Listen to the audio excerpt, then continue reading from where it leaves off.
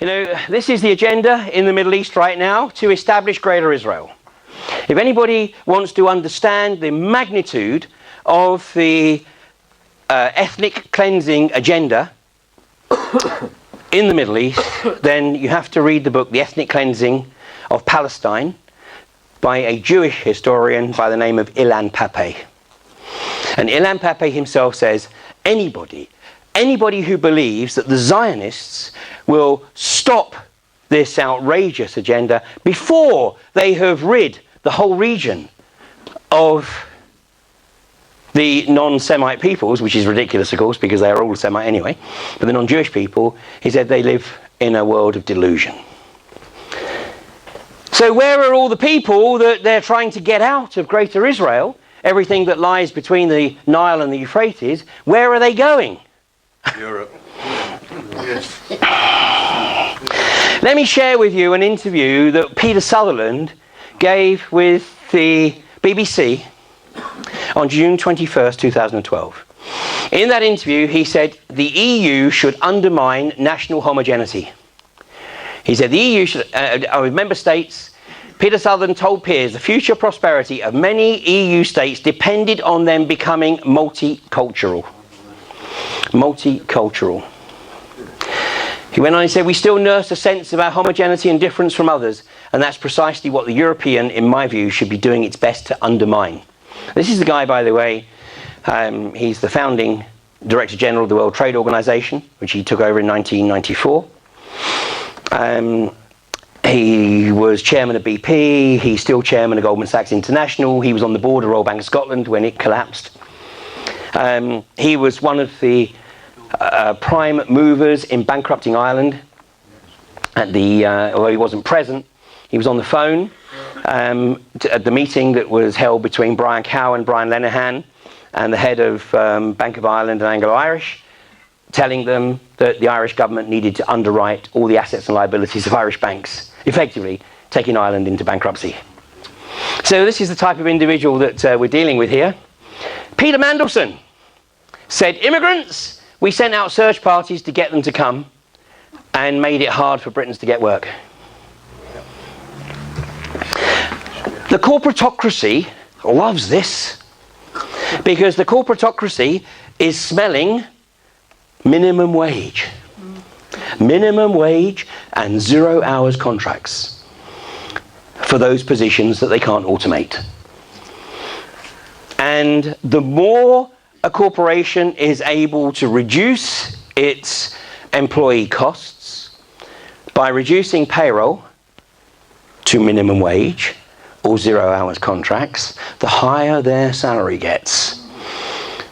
So, you know, the differential in earnings is the most extreme it's ever been. The distribution of wealth in this country is going all in one direction, whilst the country goes bankrupt. And that's the same everywhere.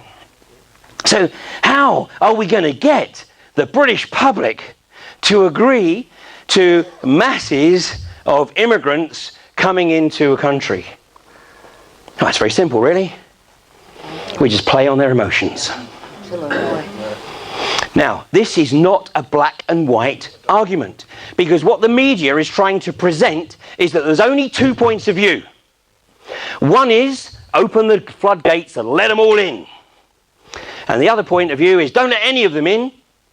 And of course what that does is it pitches the two extreme views against each other. So for those who say let them all in, the other groups are racist. You know, and for those who say let them all in, then basically, you know, they're like, you're destroying the country, you're destroying the nature of the country. So this, what it's doing is it's shutting down debate. It's shutting down discussion because there's a middle ground. Of course, you know, we're bombing the crap out of these countries. We're destroying the infrastructure of these countries. So of course we've got a responsibility to do something with the displaced people. But to open the floodgates? That's what happened in Germany to get Hitler to power extreme right and extreme left. Exactly, yeah. Exactly. The easiest way for any government to get its agenda through is to pitch the population against each other and polarize the viewpoints. Coudenhove-Kalergi. Count Coudenhove-Kalergi was an Austrian aristocrat, and in the 1920s he wrote a series of books, and the most well-known book is called Pan-Europa. And in Pan-Europa he makes the case for the destruction of nation states in Europe through mass migration. And what he says is basically we have to destroy nation states so that they just become effectively slave workers. And he says we can then have a combined Europe ruled, and I quote, by the traditional aristocracy and the spiritual There is an annual award, a Coudenhove-Kalergi award, which is awarded to the international statesman who is perceived to have done the most to perpetuate this goal. Angela Merkel. Angela Merkel is a winner, as is Tony Blair, as is Peter Sutherland, as is Peter Mandelson. And Van Rompuy. And Van Rompuy, exactly. So, you know, of course there are people who say, no, that's just rampant conspiracy theory. Yes, of course it's a rampant conspiracy theory, but it's true. Those who are conspiring have left the evidence for us to read for ourselves and to determine whether or not we are going to allow it to unfold, because they're telling us what's happening. And this is why what we're seeing is this mass migration. The vast majority of the people coming are not Syrians, and has been observed they're not families.